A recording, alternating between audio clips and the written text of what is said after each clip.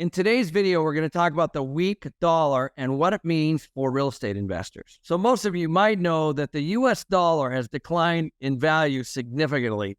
In fact, the dollars have lost over 90% of their purchasing power since 1950 as politicians and the Federal Reserve continues to print more and more and more. And like anything, when you increase the supply of something, then the dollar becomes devalued, as you can see in this chart. So in this video, I'm going to talk about why that might not necessarily be a bad thing for real estate investors. The one thing that people ignore the most, and one of the greatest benefits of currency devaluation, is that a weaker currency actually makes it easier to pay off debts. And as real estate investors, most of us are currently using OPM or other people's money in the form of debt. So why am I talking about that now? Because the dollar has just recently gone below the 100 mark on the DXY, which is the US dollar index. And so for those of you who might not know what that is, the US dollar index, it actually measures the value of the United States dollar relative to other currencies around the world, including the currencies of some of the US's major trading partners.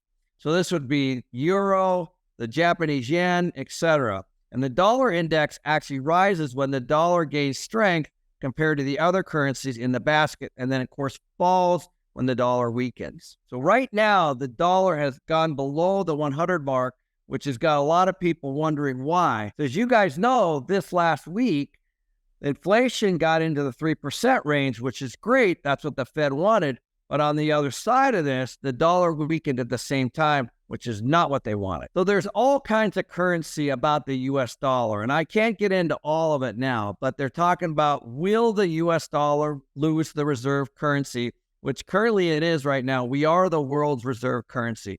2, will it continue to be devalued as we continue to print, which is why the other countries are upset at us, because we're paying them in dollars, yet we're devaluing them by printing more and more and more. And the third thing, of course, is digital or central bank digital currency, which is what a lot of central banks are looking at right now, including China. Now, these are just some of the various articles that I just pulled off the internet this week. You can see that top economists are warning that the US dollar will no longer be the dominant currency. The US dollar is on the verge of being dethroned. The US dollar could go digital. It's super confusing, but for the purposes of this video, what I want you to see is as we continue to print more and more and more money, we're actually going to devalue, create a little bit of inflation, which we've seen, and it's actually going to be good for real estate investors. So what happens when currency is devalued? What happens when we continue to print? I'm telling you guys, with the entitlement programs, the bank bailouts that are coming, and all these things, we are going to see more money being printed, especially with the homelessness problem and the UBI or universal basic income and all the things that the politicians are looking at. It's going to require money, and they just don't have the cash. They're going to have to print the money to pay for these things. So what happens when there is a devaluation of the currency like there is right now? Number one, imports actually become more expensive. In other words, we're now buying from other countries. That becomes more expensive. Unfortunately, that's inflationary. That's not what the Fed wants. On the other side of that, which is what Trump wanted, is exports actually become cheaper. So our goods become cheaper for people outside of the United States. This is actually good, and it can help grow GDP. So currency devaluation could be a strategy that the Fed's using right now. And let me show you a couple examples that I just did in my last video. So if you're the Fed, you are somewhere in the $31 trillion of debt.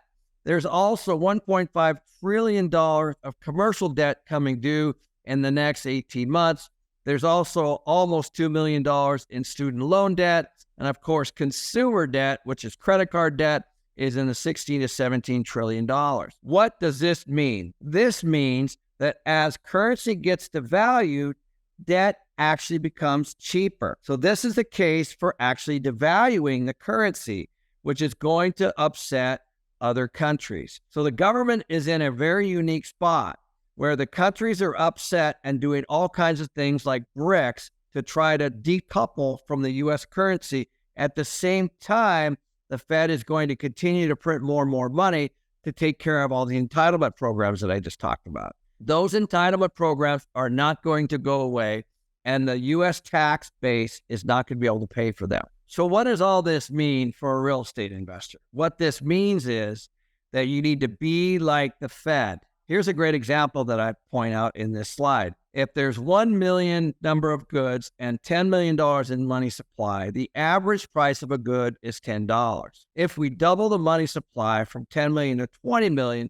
then of course the average price of goods goes up to 20. That's inflationary, and in this case, it's 100%. Because there is more money but the same number of goods, prices will increase. And when we saw the money being injected into the economy, specifically during the pandemic, which it was needed, then that became the inflationary ripple effect of what we're seeing today and what the Fed is fighting today. So if you're a real estate investor, you want to think like the Fed, you want to be the Fed. You want to take advantage of the money printing that is going to continue, and of course the inflation, because that is going to result in a continued currency devaluation, and a weaker currency devalues all debts, just like I pointed out a minute ago. If you are a real estate investor and you are in fixed rate debt and it cash flows, hold on to what you got, because the government is going to largely solve your problem, because they're going to have to print more money. We're going to see our currency devalued even more than it has been, and your debt is going to become cheaper over time.